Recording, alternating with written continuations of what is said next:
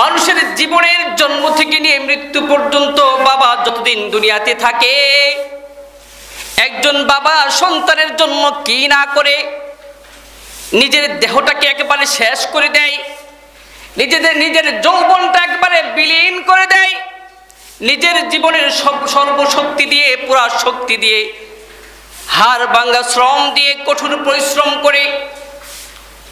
কোনো পেশাকেই বাবা ছোট মনে করে না, কোনো পেশাকেই বাবা লজ্জার কারণ মনে করে না। বাবা হাড় ভাঙা শ্রম দিয়ে এই প্রচন্ড প্রখর রোদের দিনে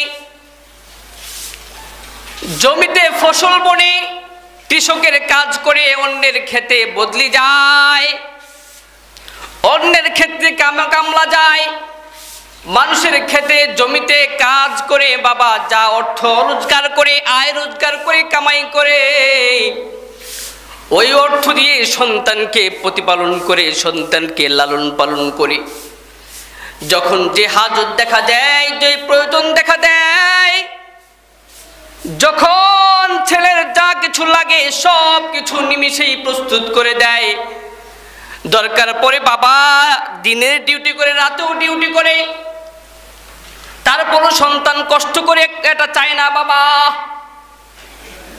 যখন শীতের কাল আসে, শীতে প্রচন্ড শীতে দেখা যায় বাবা শীতের কারণে একবারে জড়সড় হয়ে যায়, বাঁকা হয়ে যায়, কিন্তু সন্তানকে একটু কষ্ট দেয় না। মনে করে আমার বাবা, আমার সন্তানটা আমার কলিজার টুকরা, সন্তানকে আমায় কষ্ট দিতে চাই না। আমার সন্তান যদি আমি দুনিয়ায় থাকা অবস্থায়, আমি জীবিত থাকা অবস্থায় কষ্ট পাই, আমার এটা সহ্য হয় না। নিজে হাজারো কষ্ট বরদাস্ত করতে পারি, নিজে হাজারো যন্ত্রণা সহ্য করতে পারি, যন্ত্রণায় দগ্ধ হতে পারি, হাড় ভাঙা খাটুনি দিতে পারি, নিজের জীবনকে সন্তানের জন্য বিলীন করে দিতে পারি। কিন্তু আমার সন্তান আমি জীবিত থাকতে খাবারের কোনো কষ্ট করবে, পোশাকের কোনো কষ্ট করবে, শীতের দিনে শীতের জামার জন্য কষ্ট করবে, এমনটা বাবা চায় না। বাবার যতটুকু সাধ্য আছে, যতটুকু ক্ষমতা আছে, ওই অনুপাতেই সন্তানকে চেষ্টা করে রাজপুত্রের মতো বানিয়ে রাখতে।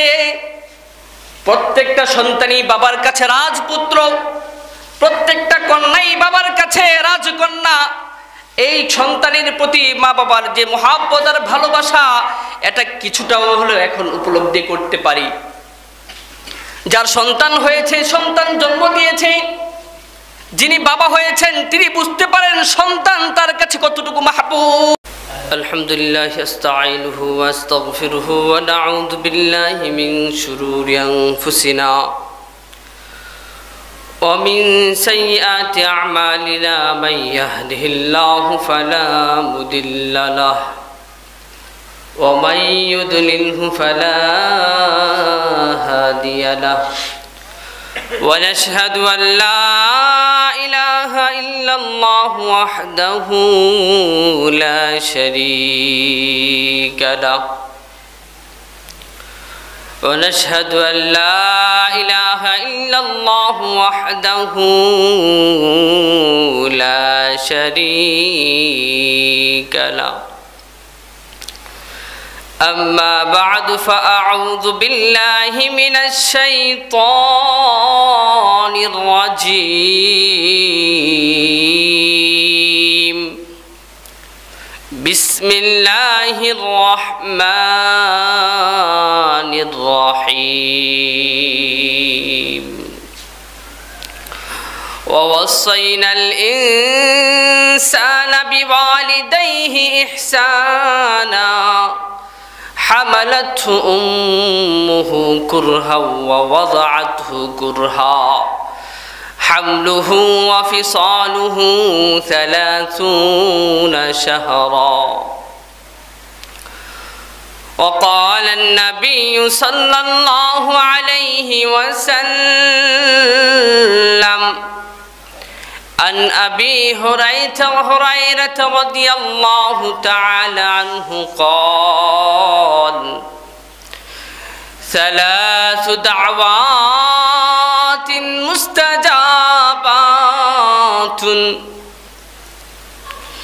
لا شك فيهن دعوة الوالد ودعوة المسافر ودعوة المظلوم أو كما قال النبي صلى الله عليه وسلم رہے میرے مسکن رہے میری مسکن حوالی کعبہ بنے میرے مدفن دیار مدینہ بلغل علا بکمالہ کشف الدجا بجمالہ حسنت جمیع خصالہ صلو علیہ وآلہ الحمدللہ আল্লাহ সুবহানাহু ওয়া তাআলার অশেষ মেহেরবানি এবং দয়া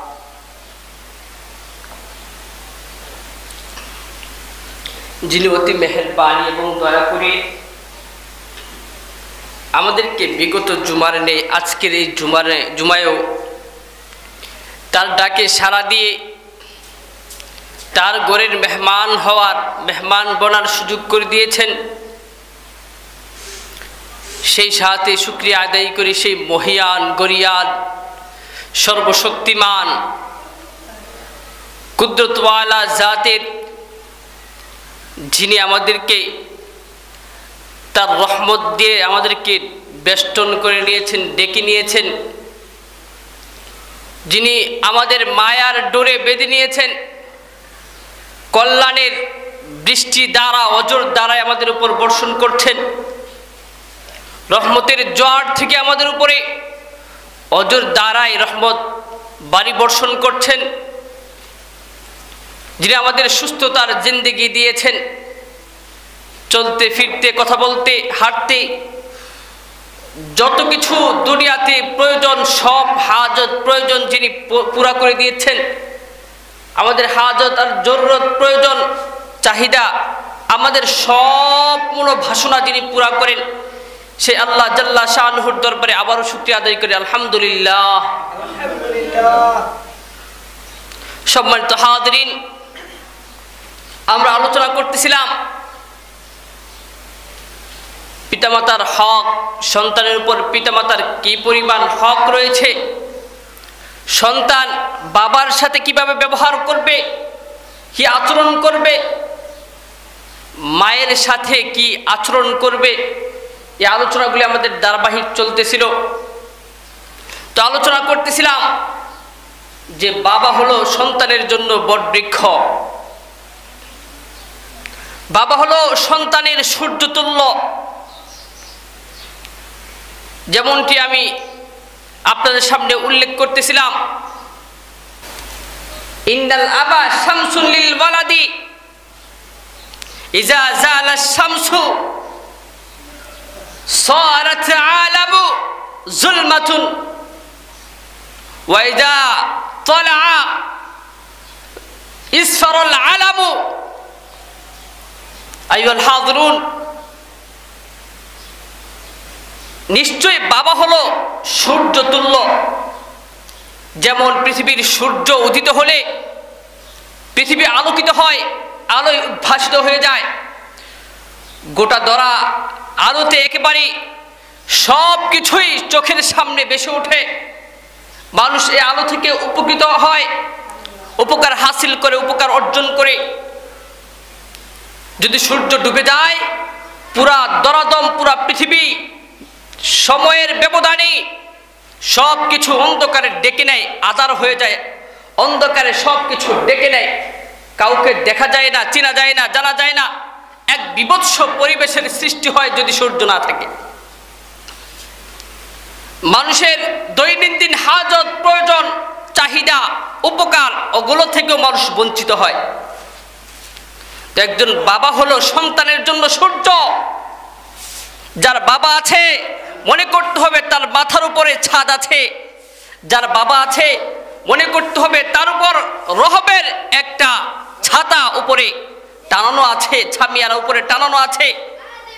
তার যাবতীয় প্রয়োজন হাজত যত কিছু দেখা দেয় সব প্রয়োজন পুরা করে বাবা।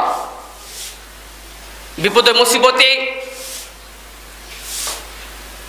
দুর্দিনে অভাবে অনটনে